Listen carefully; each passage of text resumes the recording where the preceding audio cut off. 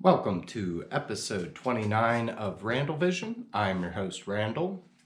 And today's episode, I don't think we'll see if I make it the whole way through. I've been noticing a trend where I just talk until I cry. And the topic today, I just know this is going to be full of crying. So I've got a box of tissues and some cigarettes, and we're going to try to get through this. So one of the things I keep asking or claiming that I don't know what I'm doing here. And I have identified one of the things that's being accomplished by this project. And I'm engaging in life review. It's a concept where upon death, we are forced to reconcile every moment of our lives. That you have to face it and view not only what you did, but how it impacted others, how it made them feel, and you have to reconcile or come to terms with the totality of your life. And for some reason, I'm doing that while I'm still alive. We'll put a pin in that one and see if there's a reason why that would be the case. But so I thought that was intriguing. And another note, kind of what pushed this episode to the forefront, the way the last episode ended. Upon rewatching it, it kind of made me sound like my mother raised me to be a solipsistic, sociopath or narcissist or some kind of person who doesn't care but that's not what I meant. She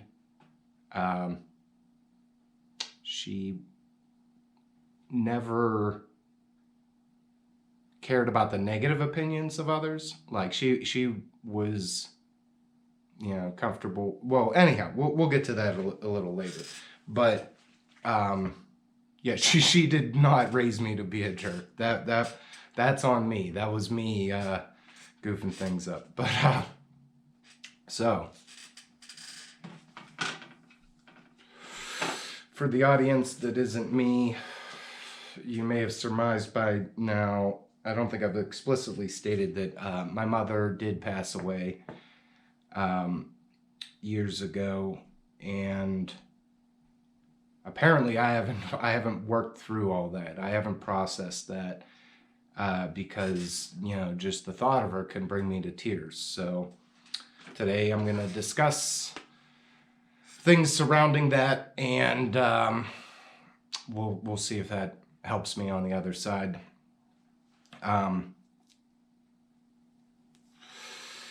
So there were events leading up to her death that and I've only shared this with one person. I think it was just my sister. I might have told Melissa about this, but my mother had obesity. She was overweight, and there was a related surgery that she needed. And when she told me about it,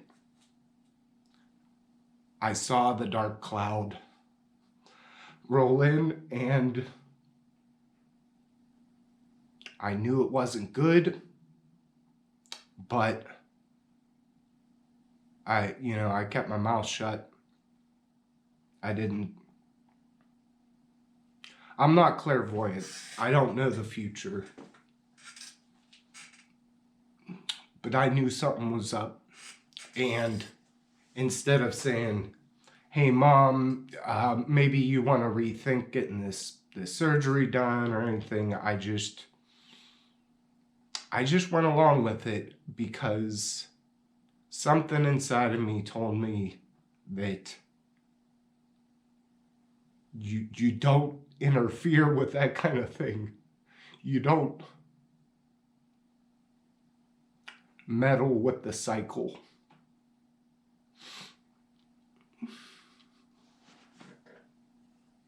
So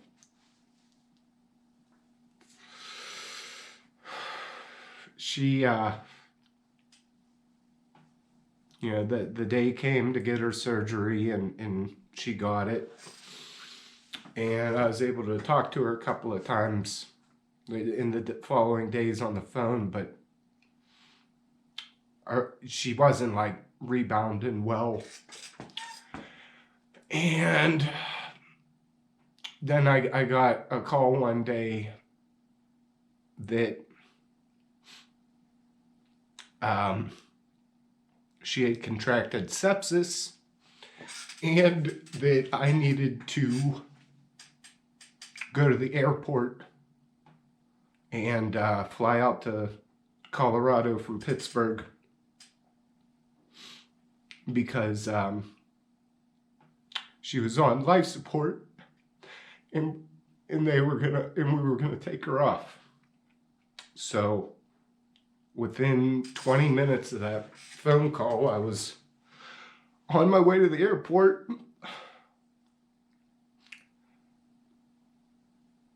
Man, was that hard.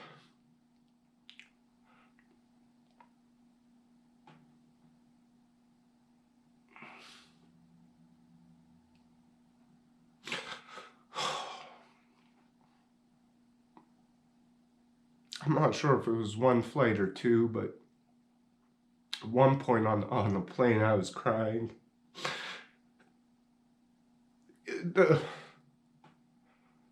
stranger next to me asked me what was up, and I told them, and they were like, "You don't know. She might pull through." And I know they were saying that to be nice, but even at that, obviously at that moment, I knew because it was communicated to me what the situation was.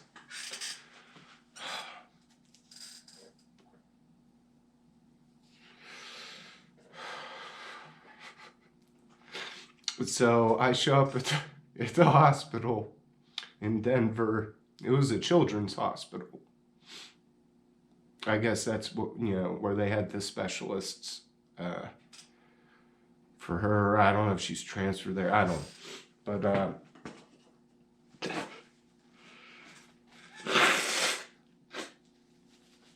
I roll into the hospital in my Daisy Dukes because it was summer. It was not quite summer. I think it was right around the solstice. And had my Daisy Dukes on, didn't bother changing before leaving. And made it up to her room. And my dad and my sister and my mom were there. And one of my mom's brothers. And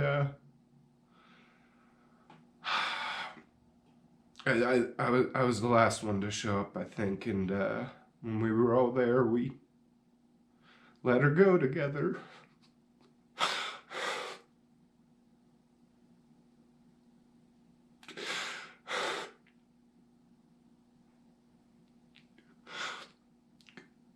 I could feel her. And I knew her body was just her body.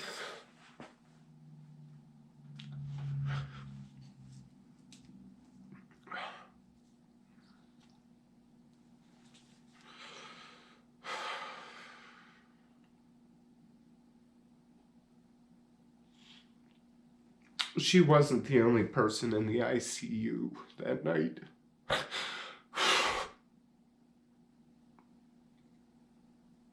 There was also a little child, I think, in the next room or a door or two down. Their whole family was there.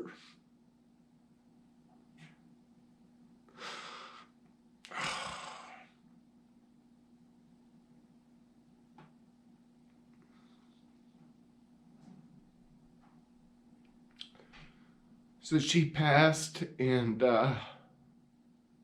we left, and I think, yeah, we were heading back to Pueblo from Denver, and we got a call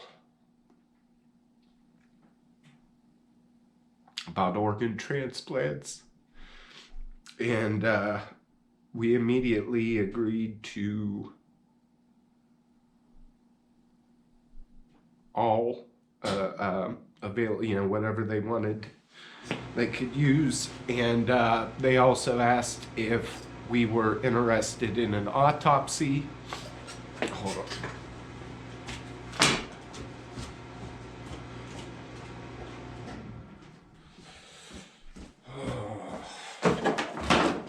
Forgot to shut the furnace off. They were asked if we were interested in an autopsy in case we wanted to sue, and we declined that.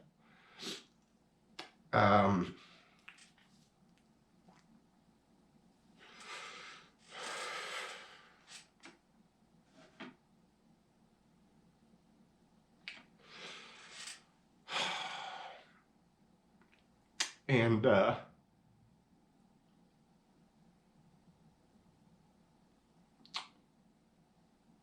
so yeah, we went back to Pueblo for the night, and I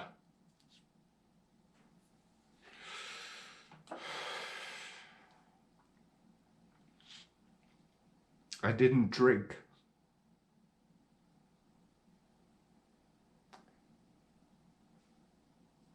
Pretty sure I was off of weed too.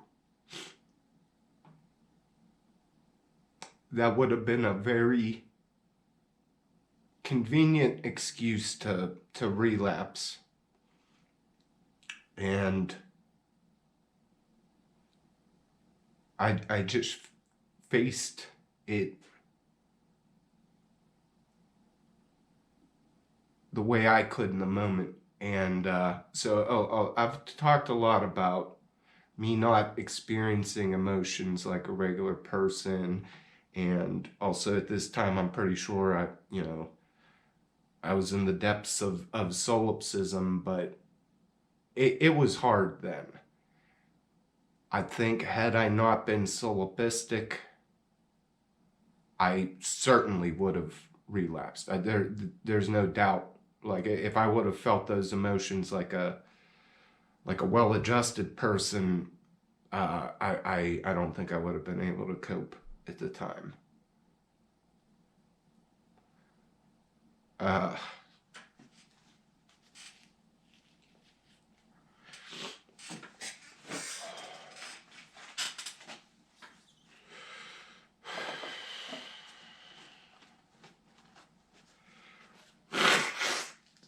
So we made some funeral arrangements.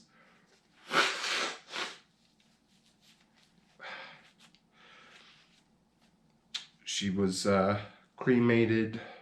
We had a memorial service at some kind of like banquet facility. A few people were able to make it from out of town on short notice. And I wrote a eulogy, and I delivered it. And I'm gonna read it now.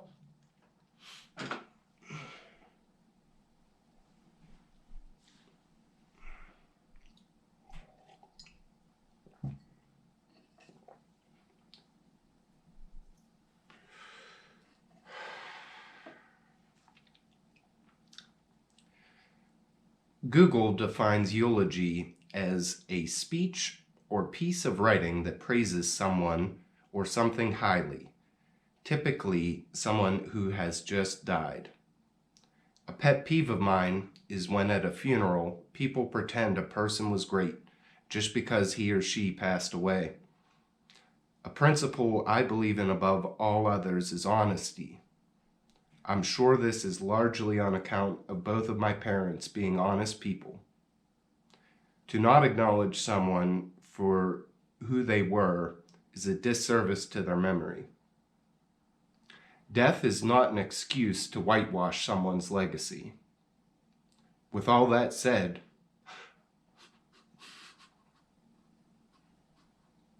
my mother was a great person.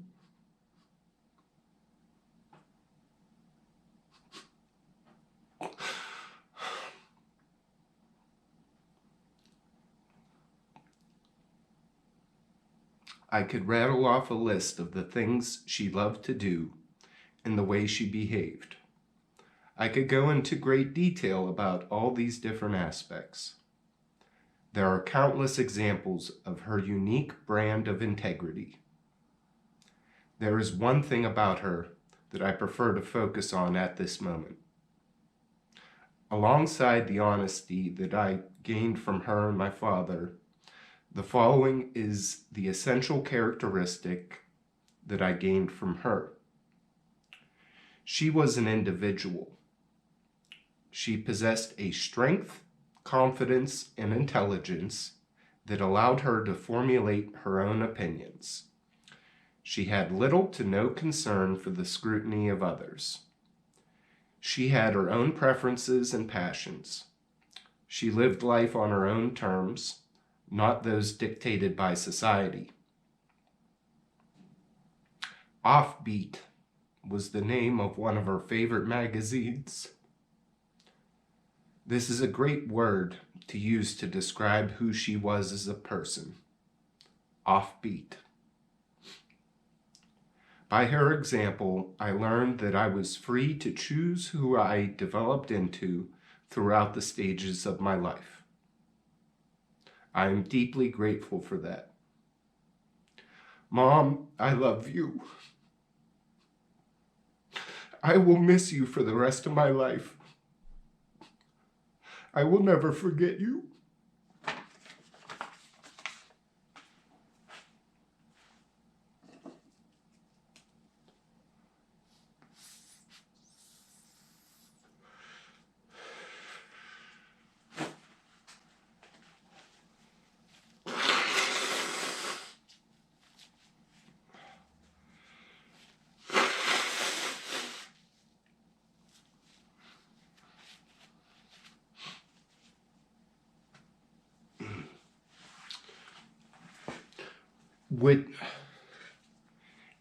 If that wasn't sad or emotional enough, I believe it's the last part here, my last bullet point.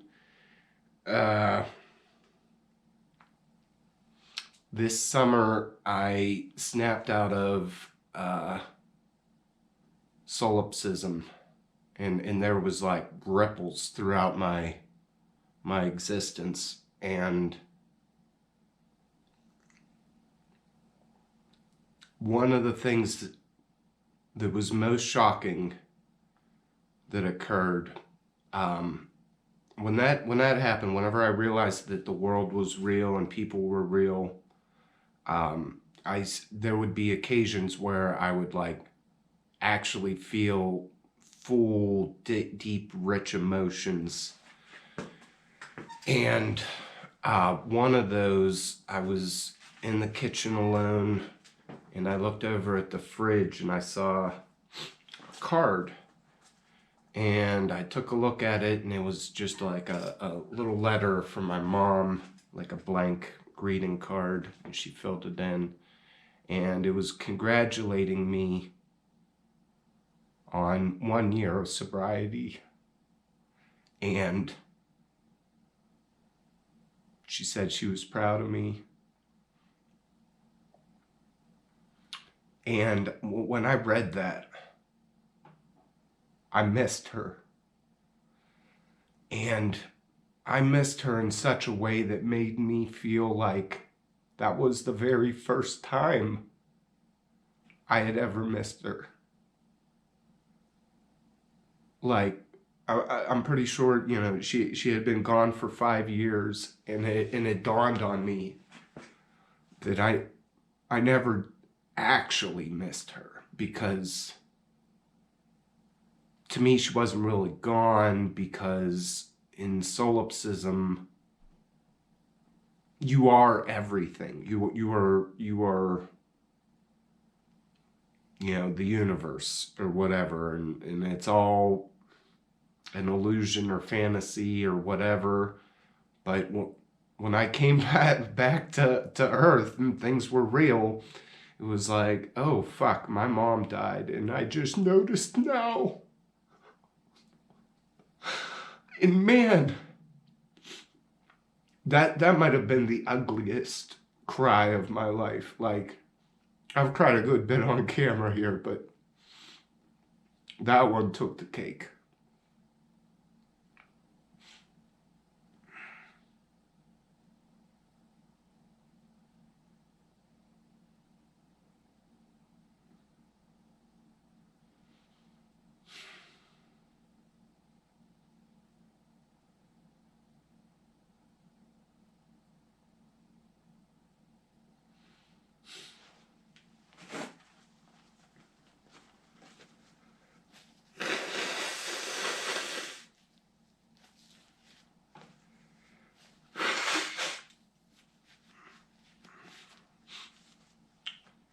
I think I might be speechless at this point.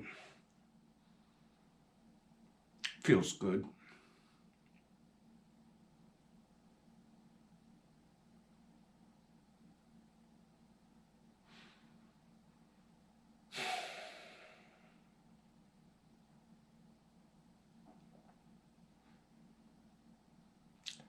Remember, you're a sovereign individual. Do what thou wilt.